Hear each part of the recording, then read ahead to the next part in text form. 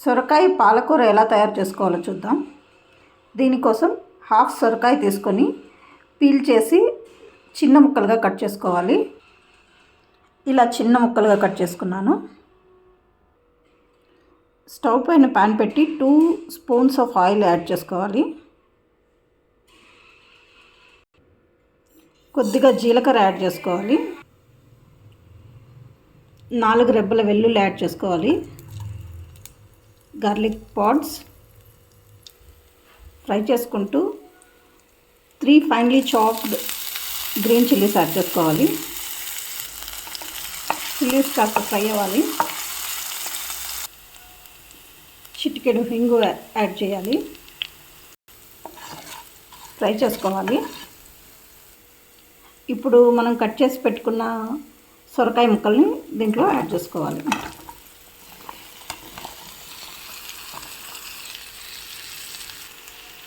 Fry చేసుకోవాలి.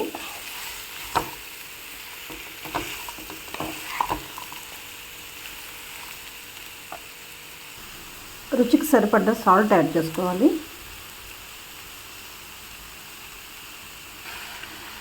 Fry అవుతున్నప్పుడు 1/2 spoon పసుపు యాడ్ చేసుకోవాలి. టర్మరిక్ యాడ్ చేసుకొని కలుపుకుంటూ ఫ్రై చేసుకోవాలి లో ఫ్లేమ్లో.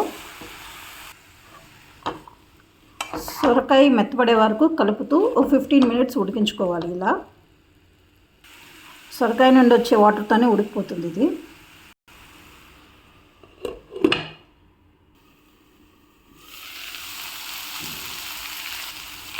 సొరకాయ ఇలా మెత్తబడ్డాక కాస్త ధనియాల పొడి వేసుకోవాలి. 1/2 స్పూన్ ధనియాల పొడి, కొరియాండర్ పౌడర్ వేసుకుని కాస్త ఫ్రై చేసుకోవాలి. కాస్త ఫ్రై అయ్యాక ఒక స్మాల్ గ్లాస్ వాటర్ యాడ్ చేసుకోవాలి. ఒక చిన్న టీ గ్లాస్ అంతా కలుపుకుంటూ అప్పుడప్పుడు ఉడికించుకోవాలి.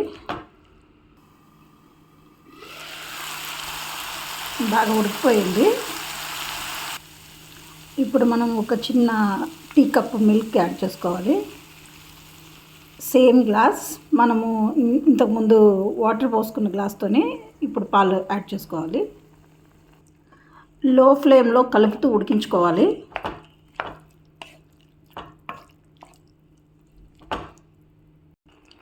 ఇందులో మనం బాయిల్డ్ మిల్క్ యాడ్ చేసుకున్నాము, కాంచిన పాలు. It is almost done. కొద్దిగా chopped curry leaves and coriander add చేసుకోవాలి. కరివేపాకు, కొత్తిమీర కొద్దిగా చాప్ చేసుకొని యాడ్ చేసుకోవాలి. రెడీ అయిపోయింది. కలుపుకొని స్టవ్ ఆఫ్ చేసుకుంటే సరిపోతుంది. ఇది చపాతీలోకి కానీ రైస్లోకి కానీ చాలా బాగుంటుంది. It is ready now. సొరకాయ పాలకూర ready.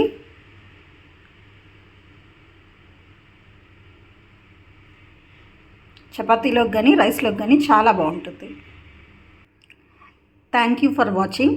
Please subscribe to my channel.